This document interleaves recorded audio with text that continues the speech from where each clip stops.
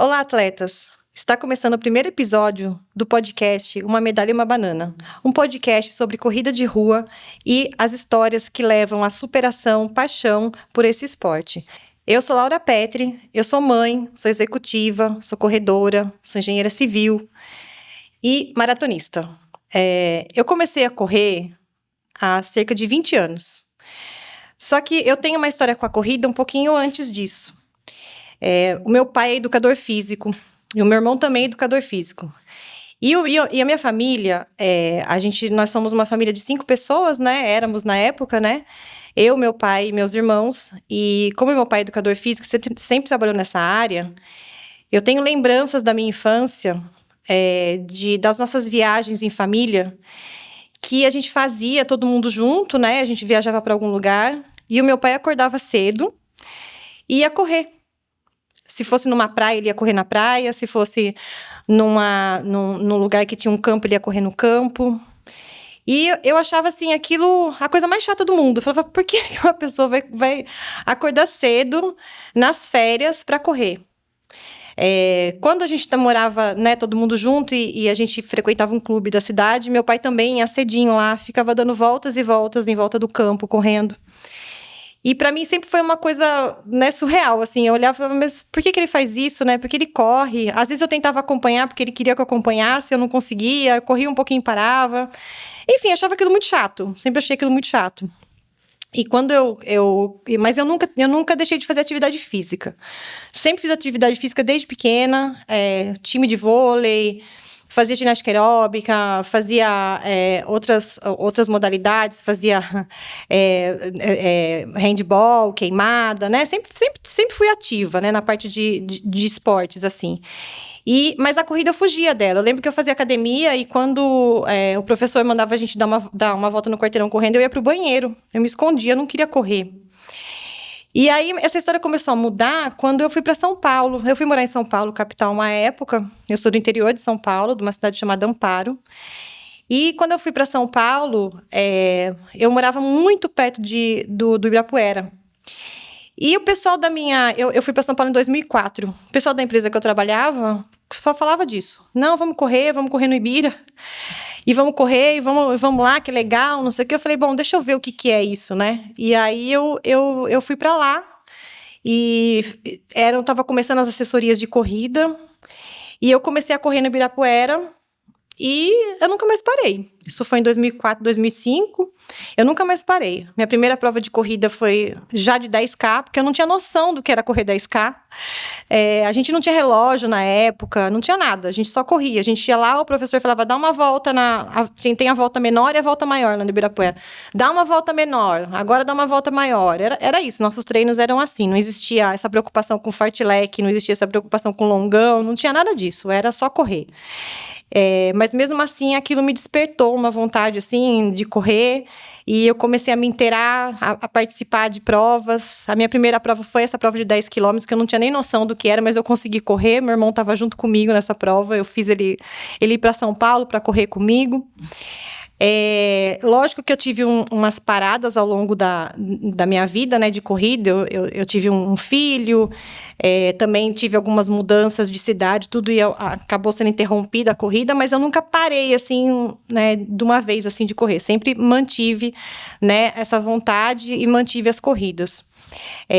Quando eu morei em Campinas, uma época, e quando eu estava lá, eu comecei a conhecer as provas de rua mesmo, né, especificamente como são agora, né, comecei a participar de bastante prova de rua lá em Campinas, e quando eu voltei para minha cidade natal a trabalho, para Amparo, eu comecei a fazer corrida de montanha, né, é uma modalidade um pouco diferente, a trail run.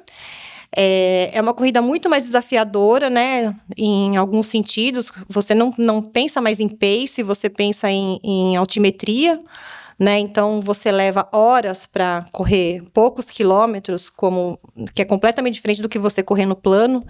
Então, a prova mais desafiadora que eu já fiz de trail foi uma prova em Campos do Jordão, que era uma prova de 22 quilômetros, ela virou quase 27, eu levei 7 horas para fazer, porque eu torci o pé no meio. É uma modalidade muito específica, você tem que estar muito bem treinado para fazer, não é qualquer um que faz uma prova dessa. Ela é muito desafiadora, mas ela é muito bonita, né? Porque você chega no alto, você vê, assim, a vista é, assim, incrível. Eu subi nas melhores e maiores montanhas aqui, que são possíveis você chegar correndo, né? Fazendo algum tipo de esporte.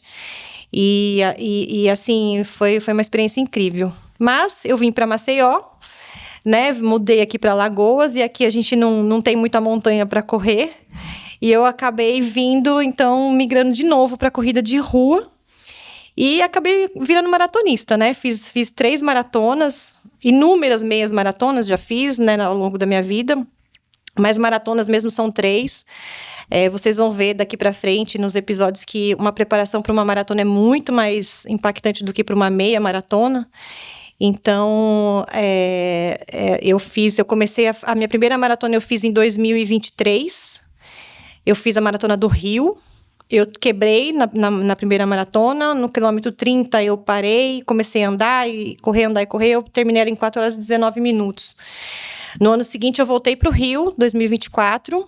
Eu fiz a maratona do Rio de novo, eu fiz em 3 horas e 43. Nunca ia imaginar que eu ia ter um desempenho tão absurdamente melhor do que do primeiro ano. E isso me rendeu, por incrível que pareça, um índice para ir para Boston, né? A principal das majors, né? A mais almejada entre os corredores. Você só consegue correr ela se você tiver índice. E eu consegui esse índice, e aí esse ano, né, 2025, no dia 21 de abril, eu fiz a minha maratona de Boston, a primeira das majors, se Deus quiser farei todas. Fiz em 3 horas e 29 minutos, também fiz o RP lá, foi uma prova maravilhosa, eu fui muito bem treinada. Eu acho que tudo é reflexo do seu treinamento, do seu condicionamento, que a gente vai falar muito disso ao longo dos episódios aqui. Mas são frutos aí de muita dedicação, você abre mão de muita coisa. Se você quer ser corredor mesmo e quer se dedicar e quer né, tá sempre se desafiando e sempre melhorando, você tem uma mudança radical de vida. Minha vida, ela mudou radicalmente, né? Eu escolho ter qualidade de vida, eu escolho fazer os esportes, eu escolho não tomar o meu vinho que eu gosto tanto, eu escolho não sair e não dormir tarde. Então, são escolhas que a gente faz na vida, mas eu estou num momento que eu estou muito feliz com as escolhas que eu fiz e que eu ainda faço, e mantenho aí essa paixão aí pela corrida. E pensando nessa paixão pela corrida, eu tive a ideia de fazer esse podcast. Aqui em Alagoas, a gente não tem um espaço como esse que graças a Deus estamos aqui oferecendo, e graças aos patrocinadores também, que eu vou falar daqui a pouquinho. Nós montamos esse programa de podcast. O nosso objetivo maior desse programa é trazer histórias, né? Dividir histórias que nem sempre levam a pódio, mas levam a histórias. A gente teve um crescimento depois da pandemia de 23%. Na verdade, aqui o Nordeste pulou de 9% para 23% a concentração de corredores do Brasil. 23% agora são aqui do Nordeste, né? O Brasil se tornou o segundo maior país de corredores, segundo maior número de corredores, né, no mundo. Então, explodiu a corrida, né, por N motivos, né? É uma facilidade, vamos dizer assim, para você colocar um tênis e correr. Virou mesmo uma febre, né? Todo mundo está correndo. E a gente vê ao longo aí das conversas, eu frequento muito a orla aqui de Maceió, e conheço muitas pessoas aqui, e ouço muitas histórias. E você ouve histórias, assim, impressionantes, assim, de pessoas que tiveram um luto e começaram a correr. A gente tem história de pessoas que eram obesas e começaram a correr para ganhar mais qualidade de vida. Depressivos também, vencer uma depressão, vencer um luto. Então, a gente tem histórias de superação, assim, maravilhosas, fantásticas, que realmente só o esporte que é capaz de trazer. E eu acho que deixar isso passar é muito triste. A gente tem que trazer à luz essas histórias. para inspirar outras pessoas. Às vezes você tem tem pessoas que têm vontade de correr, mas elas não sabem como começar. Tem pessoas que têm vontade de correr, mas têm vergonha do corpo, vergonha da velocidade, vergonha que corre e para. Então, a gente esquece, mas todo mundo começa do primeiro passo, né? Ninguém nasce correndo 42 quilômetros, 50 quilômetros, o que seja.